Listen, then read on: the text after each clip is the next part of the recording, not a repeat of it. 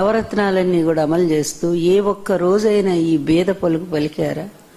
లేకపోతే మరి మీకు నేనేమి చెయ్యలేను, చాలా నిస్సహాయంగా ఉన్నాను అనే మాట ఆయన నోటి నుంచి ఎప్పుడైనా వచ్చిందా? అందువల్ల ముఖ్యమంత్రి అంటే అట్లా ఉండాలా? ఇదే ముఖ్యమంత్రి, ఇదేం పరిపాలన? పోనీ చేసావు, 2.5 లక్షల అప్పులు తీసుకొచ్చి, కోట్ల అప్పులు తీసుకొచ్చి ఇచ్చినటువంటి పథకాల హామీలు ఏమన్నా ఒక్కటన్నా నెరవేర్చగలిగారా అంటే అది లేదు. తండ్రి కొడుకులు మాత్రం బయలుదేరుతున్నారు. ఏది? ఈవెంట్ షోలకి. ఈవెంట్స్ ఎంత బ్రహ్మాండంగా చేస్తున్నారంటే, ఎందుకంటే చేతిలో డబ్బులు లేవు, దానికి 60,000 కోట్ల రూపాయలకు అసలు లెక్కలు కూడా చూపలేదని కేంద్ర ప్రభుత్వం అడిగింది. దానికి ఇంతవరకు సమాధానం లేదు. అవి దారి మళ్లిపోయినాయి. గతంలో కూడా 14 నుంచి 19 వరకు ఇతని పరిపాలనా కాలంలో కూడా 1,50,000 కోట్లు బ్యాంకులో లెక్కలు చూపకుండానే మాయమైపోయినాయి. మరి వాటి మీద ఎందుకనే నియంత్రణ లేదో కేంద్ర ప్రభుత్వం మరి అర్థం కాదు. ఈ విధంగా ప్రజల సొమ్మును కాజేయటమే వీళ్ళకు ఒక లక్ష్యం తప్ప పరిపాలించాలి అనేది ఎక్కడ ఏ కోశానా లేదు. ప్రజలంటే వాళ్ళకి చాలా చులకన, చిన్న చూపు. ఎంతసేపు అధికారం ఎందుకంటే డబ్బు సంపాదించుకోవాలా, ఆ డబ్బు ఖర్చు పెట్టి అందరినీ మేనేజ్ చేసుకోవాలి, వ్యవస్థలన్నిటినీ కూడా మేనేజ్ చేసుకోవాలి. అప్పుడప్పుడు ప్రజల ముందుకెళ్లి ఒక షో చేస్తూ ఉండాలి. ఇప్పుడు కూడా అలాంటిదే నిన్న చూసాం మేము. ఇక్కడ పార్వతీపురం మన్యం జిల్లాలో మరి భామిని స్కూల్లో చాలా ఈవెంట్ జరిగింది. అక్కడ పెద్ద ఈవెంట్.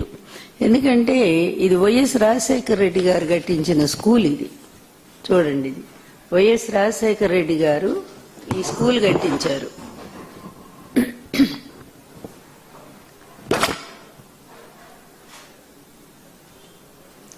ఆయన కట్టించిన స్కూల్లో నాడు నేడు క్రింద దాన్ని ఎంతో డెవలప్ చేసింది జగన్మోహన్ రెడ్డి గారు. ఆయన కుమారుడైన జగన్మోహన్ రెడ్డి గారు నాడు నేడు క్రింద అక్కడ అద్భుతంగా ప్రతి స్కూలు, కొన్ని వేల స్కూల్స్. అందుకని ఆయన టైంలో అసలు ఎక్కడ నో వేకెన్సీ, ఏ స్కూల్లో కూడా అడ్మిషన్ దొరకలేదు. అప్పుడు పెద్ద పెద్ద వాళ్ళు ఐఏఎస్లు ఐపీఎస్లు కూడా వాళ్ళ పిల్లల్ని మరి గవర్నమెంట్ స్కూల్స్ లో చేర్పించడానికి ప్రయత్నం చేస్తే స్కూల్ ఇక్కడ విజయవాడలో చూశాను నేను, ఎక్కడికి వెళ్ళినా కూడా లేవు, ఖాళీలు లేవనే బోర్డే కనపడింది. అంత అద్భుతంగా జరిగింది ఆనాడు విద్యా వ్యవస్థకు పెద్ద పీట వేసిన ఆనాటి ముఖ్యమంత్రి జగన్మోహన్ రెడ్డి గారి పరిపాలన. ఎక్కడ ఈ తండ్రి కొడుకుల మెగా షోలు ఎక్కడ చూడలేక చస్తా ఉన్నారు జనాలు. వెళ్తారు అప్పుడప్పుడు, ఎందుకంటే పని బాట ఏం లేదు. వారానికి 5 రోజులు తిరుగుతారు, మరి చాపర్లో తిరుగుతూనే ఉంటారు. ప్రభుత్వ సొమ్ము ఇష్టం వచ్చినట్టుగా ఇప్పటికి లోకేష్ 86 సార్లు 90 సార్లు ఆయన వెళ్ళాడు. పవన్ కళ్యాణ్ ఆయన అంతే, చంద్రబాబు అంతే. వీకెండ్ వస్తే ఎక్కడుంటారో కూడా తెలియదు. ఇదిగాక చాపర్లు తీసుకొని విదేశాలకు కూడా తిరుగుతున్నారు. అంతా ప్రజల సొమ్మే. ఇలా కోట్ల రూపాయలు, 100 కోట్లు ఖర్చు పెట్టుకుంటూ ప్రజల సొమ్ముతో జల్సాలు చేస్తున్నటువంటి వీళ్ళు అప్పుడప్పుడు షో చేస్తుంటారు. అప్పుడు గోదావరి పుష్కరాల్లో పెద్ద షో చేశారు కదా, అంత సినిమా వాళ్ళని పిలిచి, డైరెక్టర్లను పిలిచి, కెమెరాలను పిలిచి, మొత్తం ఇంటర్నేషనల్ మీడియాను పిలిచి, ఈయనేదో పెద్ద లక్షల మంది తన కోసమే వచ్చినట్టు సాధారణంగా జరిగేటువంటి ప్రతిదాన్ని కూడా తన పబ్లిసిటీ కోసం తనకు అనుకూలంగా ఒక ఈవెంట్ గా మార్చడం అనేది చంద్రబాబుకి ఫస్ట్ నుంచి ఉన్నటువంటి విద్య, అతనికి అబ్బినటువంటి విద్య అది. అదే విధానంలో ఆ రోజు అట్లా చేసి పాపం 29 మంది ప్రాణాలు గాల్లో కలిసిపోయేట్టు చేశాడు ఈ మహానుభావుడు ఇతని షో కోసం. అదేవిధంగా ఇప్పుడు కూడా మళ్ళీ ఈవెంట్ ప్రారంభించారు. నాడు నేడు స్కూలు అద్భుతంగా జగన్ గారు దాన్ని ఆధునీకరణ చేస్తే నిన్న అదే స్కూల్కి వెళ్ళి, ఇది తండ్రి ముందు కొడుకు పోయాడు, విద్యాశాఖ మంత్రి అట ఆయన. నాకైతే ఉండదు విద్యాశాఖ అవిద్యా మంత్రి వచ్చాడని అనుకుంటా నేను ఎప్పుడూ కూడా. విద్యాశాఖ కరెక్ట్ మినిస్టర్ రాలేదు, అందువల్లనే అంత కుంటుపడిపోయింది. స్కూల్స్ లో పిల్లలు వెళ్తున్నారా అండి? ఎంత శాతం? దాదాపుగా 1/4% పిల్లలంతా తగ్గిపోయారు. ఆనాడేమో ఎగబడ్డారు పిల్లలు, మేము అంటూ.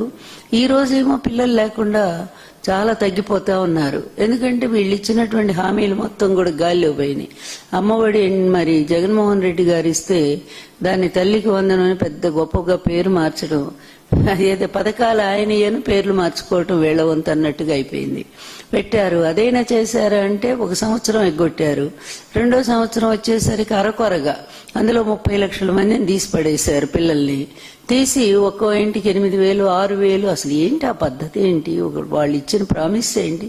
15,000 ఇస్తాం, ఎంతమంది పిల్లలు ఉంటే అంతమందికి ఇస్తామని మాట ఇచ్చి ఈరోజు ఆ డబ్బు లేకపోయేసరికి పిల్లలు పంపటం మానుకున్నారు. అన్ని విధాలా కూడా స్కూల్స్ ని, విద్యా వ్యవస్థని భ్రష్టు పట్టిస్తున్న ఈ అవిద్యా మంత్రి లోకేష్ వచ్చిన దగ్గర నుంచి విద్యా వ్యవస్థ సర్వనాశనం అయిపోయింది. నిన్న కూడా ఈ భామిని స్కూల్లో ఒక ఈవెంట్, దానికి షో ప్లాన్ చేశారు. చక్కగా సెట్టింగ్ వేశారు, భారీ సెట్టింగ్.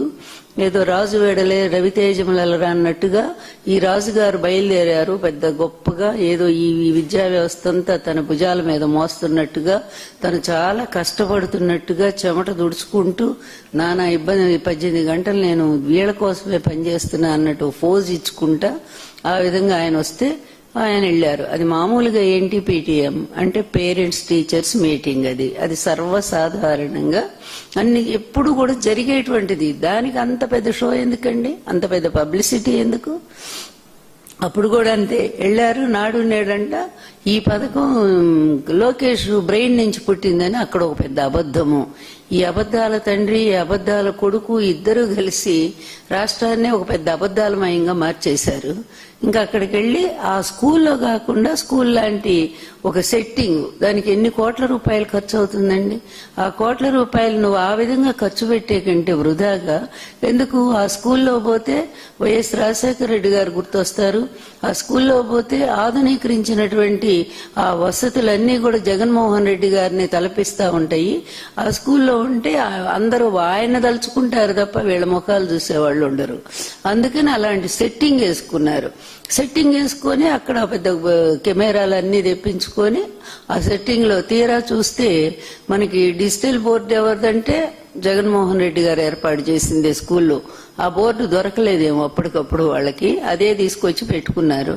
అలాగే బెంచెస్, మళ్ళీ ఆ బెంచెస్ కూడా స్కూల్లో బెంచెస్ తీసుకొచ్చి అక్కడ ఏర్పాటు చేసుకున్నారు. వాటిని చూస్తేనే అర్థమైపోయింది జగన్మోహన్ రెడ్డి గారి బెంచీలు, జగన్మోహన్ రెడ్డి గారి డిజిటల్ బోర్డు అని చెప్పి.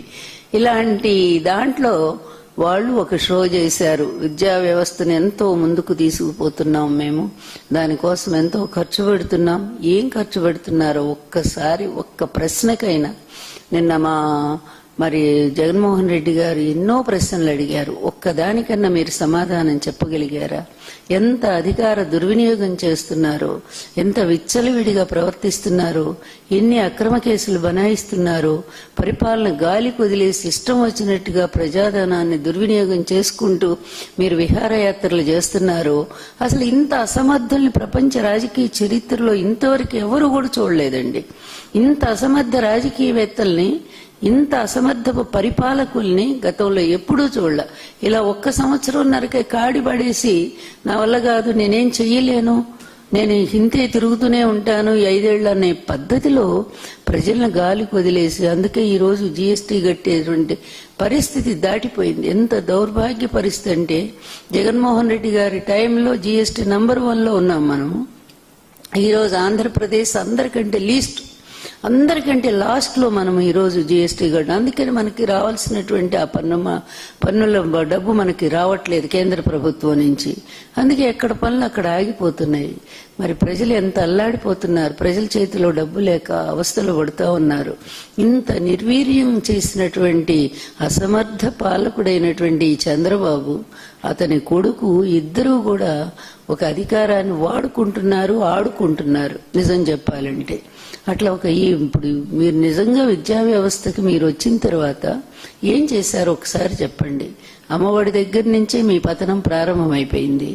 అదేవిధంగా పిల్లలకి ఆ రోజంతా గోరుముద్ద ఎంత చక్కగా వారం వారం మెను ఇచ్చి దాన్ని పూర్తిగా పిల్లలకి మంచి పోషకాహారాన్ని అందించి పిల్లలు ఆరోగ్యంగా ఆనందంగా చదువుకునేటట్టు, అలాగే మంచి బ్యాగ్స్, షూస్, తర్వాత వాళ్ళకి ట్యాబ్స్, ఇన్ని విధాలు అందించినటువంటి జగన్మోహన్ రెడ్డి గారి ప్రభుత్వం ఈ రోజు మీరు వచ్చాక ట్యాబ్స్ తీసి పడేశారు. నిన్న ఫోన్లో చూపిస్తా ఉన్నాడు ఆయన. అంటే ఈ ఫోన్లో మీరందరూ వచ్చి ఈ ఫోన్లో చూడండి అని. ఏమిటి అసలు ఇదంతా?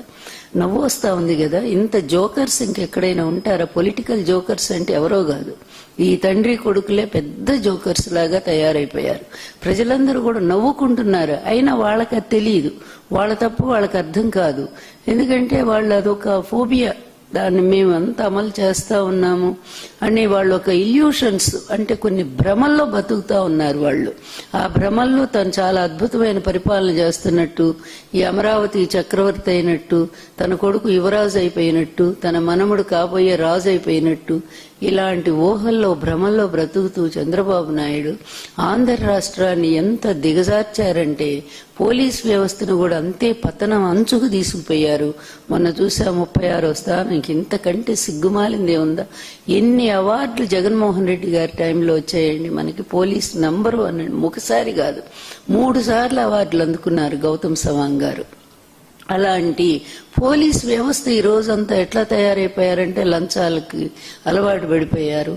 మరి వాళ్ళు చేసే తెలుగుదేశం పార్టీ లేదా కూటమి నాయకులందరూ కూడా అందరితో కలిసి వీళ్ళు కూడా భాగస్వాములైపోయారు. పంచుకోవటం, దోచుకోవటం, వీటన్నిటిలో కూడా ఎవరి మీద కేసు పెట్టమంటే కేసు పెట్టడం, తీసుకుపోయి అక్రమం కోర్టు ఎన్నిసార్లు మొట్టికాయలు వేసినా కూడా పోలీస్ వ్యవస్థ తన బాధ్యత పూర్తిగా విస్మరించింది ఇతని ప్రభుత్వంలో. ఇతని అసమర్థతకి ఇది కూడా ఒక పెద్ద నిదర్శనంగా మనం చెప్పుకోవాల్సి ఉంటుంది. అతి దారుణంగా మీరు పిల్లలకి ఏం చేశారు అనేది ఆత్మవిమర్శ ఎప్పుడైనా చేసుకున్నారా? గోరుముద్ద ఎగిరిపోయింది, ట్యాబ్స్ ఎగిరిపోయింది, విద్యా దీవెన ఎగిరిపోయింది. పిల్ల అలాగే నాడు నేడు క్రింద ఇంకా ఆధునీకరించవలసినటువంటి కొన్ని స్కూల్స్ మిగిలిపోయినాయి, అవి వెళ్ళిపోయినాయి. ఇదంతా ఏమీ చేయకుండా, విద్యా వ్యవస్థకి మీరు ఏమీ చేయకుండా అంతా చేశామని చెప్పుకోవటం ఏంటండి? ఈ దరిద్రపు జబ్బు ఏంటండి వీళ్ళకి? అదొక దరిద్రమే, నిజంగా భావదారిద్ర్యం అంటామే. ఎవరో చేసింది నేను చేశానని చెప్పుకోవటం. ఎవడైనా ఎంత సిగ్గుమాలిన వాడు కూడా ఈ భూమి మీద పుట్టిన ఏ మనిషి అయినా చూడండి అంతో ఇంతో పౌరుషం ఉంటుంది, రోషం ఉంటుంది. అందువల్ల ఎవరో చేసిన పనులు నేను చేశానని వాడు ఎప్పుడూ చెప్పడు. నేను చేయగలను అంటాడు, గొప్ప కోసం. చేస్తాడో చేయడో అది వేరే విషయం. నేను చెయ్యగలనంటాడు తప్ప ఇది వాళ్ళు చేసింది నేను చేశానని చెప్పుకునే దరిద్రం, భావదారిద్ర్యం అనేది ఈ ఒక్క ముఖ్యమంత్రిలో, ఇతని కొడుకులోని ఇద్దరిలోనే చూస్తా ఉన్నాము. అందువలన ఇంత వెధవ, అసమర్థ, పనికి మాలిన, అరాచక, అవినీతి, అన్యాయమైనటువంటి ఈ పరిపాలన అనేది ప్రజలు నిజంగా దండం పెట్టుకుంటున్నారండి రోజు కూడా. ఎప్పుడు ఈ దరిద్రం వదిలిపోద్ది? మాకు నిజంగా దరిద్రమే పట్టింది. ఇతను వస్తే చాలండి రైతులకు శాపం అయిపోతా ఉంది పాపం.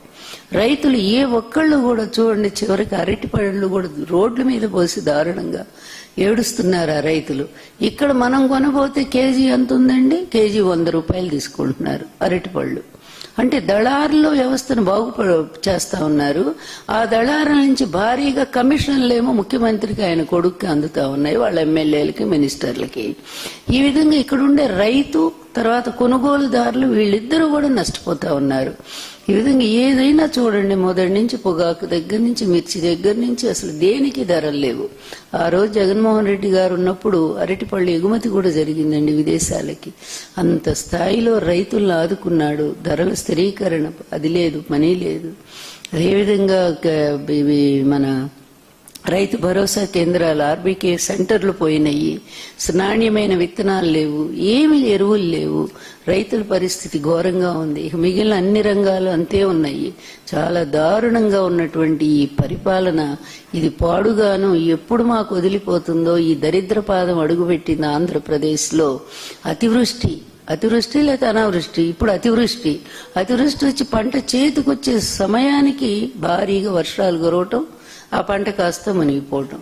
దానికి ఏమైనా ఇతను హెల్ప్ చేస్తాడా? కేంద్రాన్ని అడిగి, ఇప్పుడు ఇది కూటమి ప్రభుత్వమే కదా, కేంద్రం మీరేం చెప్తే అది వినరా?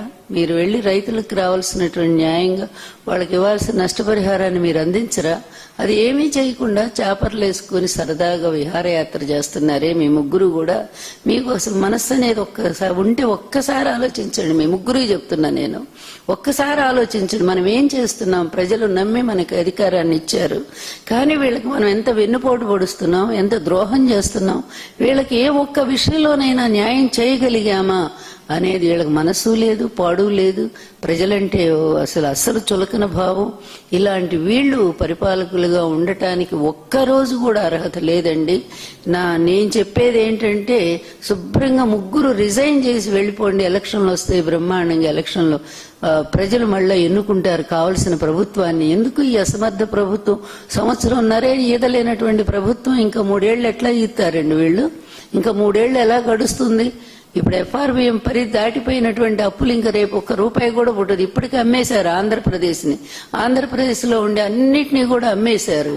మరి మిగిలినటువంటి రోజులు ఎలా గడుస్తాయి? ప్రజల పరిస్థితి ఎలా ఉంది? ఉద్యోగులు చూస్తే అట్లాగే ఉన్నారు. వాళ్ళకి జీతాలు కూడా పట్టలేదు 1వ తారీఖున. వాళ్ళు అల్లాడిపోతున్నారు. వాళ్ళకి ఇచ్చిన హామీలు గాలికి పోయినాయి. ఇలా ఎవరిని చూసినా, అటు చూస్తే కేంద్ర మినిస్టర్ గొప్పగా ఇచ్చుకున్నారు కేంద్ర విమానయాన శాఖ. ఈ రోజు చూస్తే ప్రయాణికులు ఎలా తిడుతున్నారో ఒక్కసారి చూడండి. ఇంత అసమర్థపు దానికి తోడు ఇతనేదో పెద్ద మేధావిలాగా ఈ లోకేష్ ఏదో అసలు తనకు సంబంధం లేనటువంటి విషయంలో తలదూర్చి ఇప్పుడు పెద్ద గొడవ అవుతా ఉంది. అది కూడా ఏదో వార్ రూమ్తో మాట్లాడారు. అందువల్ల ఎట్లా ఉందంటే అస్తవ్యస్తంగా, ఎక్కడ క్రమశిక్షణ లేదు, ఒక క్రమబద్ధత లేదు, ఒక న్యాయం లేదు. అన్యాయమే రాజ్యం వెళ్తా ఉంది. అబద్ధాల మీద అబద్ధాలు చెప్పుకుంటూనే పోతున్నారు. లడ్డూ దగ్గర నుంచి ఇప్పటి వరకు కూడా. జగన్మోహన్ రెడ్డిని తిట్టడానికి వీళ్ళకి ఈవెంట్స్ ఎందుకండి? రోజు ఓ ప్రెస్ మీట్ పెట్టి మీరు తిట్టొచ్చు కదా. స్కూలు పోయి ఆ చిన్న పిల్లల ముందు, వాళ్ళ ముందు కూడా జగన్మోహన్ రెడ్డిని తిట్టడం ఏంటండి? జగన్మోహన్ రెడ్డి గారి టైంలో అంటే విద్యా వ్యవస్థ సర్వనాశనం అయిందంట. ఓ కళ్ళ ముందు ఓ పక్క అంత పెద్ద స్కూలు, ఆయన చేసిన వసతులు ఇవన్నీ కూడా కనిపిస్తా ఉంటే, మీరు వచ్చాక ఆ బాత్రూంలు ఎంత అసహ్యంగా ఉన్నాయి. ఇప్పుడు ఈ సంవత్సరంన్నర కాలంలో ఇప్పుడు చూడండి ఎలా ఉన్నాయో. ఫ్రెష్ రూమ్స్ అన్ని సర్వనాశనం అయిపోయినాయి. కొన్నిటికి కల్లా వేయాల్సింది పెయింటింగ్, అది కూడా వేయకుండా ఉన్నాయి. ఇట్లా దారుణంగా మీరు ఈ విధంగా చేస్తూ ప్రజలకు ఏ విధమైన న్యాయం చేయలేనటువంటి మీరు జగన్మోహన్ రెడ్డి గారిని విమర్శించడానికి, దాన్ని హైలైట్ చేయటానికి మీ పచ్చ మీడియా మీరంతా కలిసి రాష్ట్ర ప్రజలకు చాలా ద్రోహం చేస్తా ఉన్నారు. చాలా ద్రోహం చేస్తున్నారు. ప్రజలు కూడా కక్షగట్టి, మామూలుగా లేరు. ఈరోజు ప్రజలు కక్షగట్టి ఉన్నారు.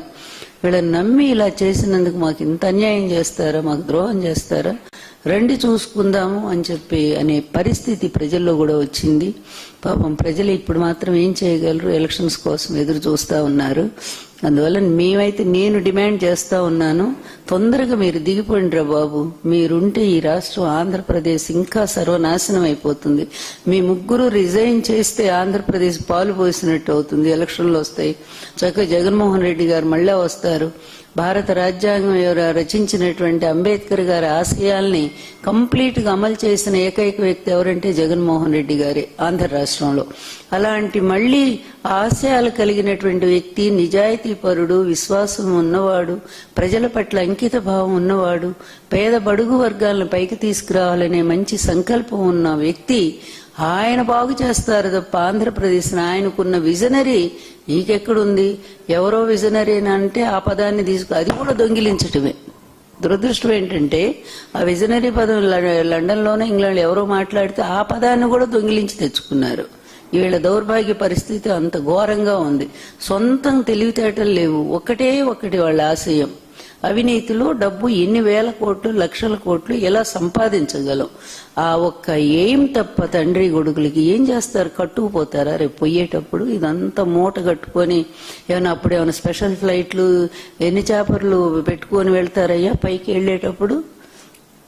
ఇట్లాంటి దౌర్భాగ్య పరిస్థితిలో రాష్ట్రాన్ని ముంచినటువంటి ఈ ముగ్గురు త్వరగా రిజైన్ చేసి వెళ్ళిపోతే బాగుంటుందని చెప్పిన కోరిక. సరే.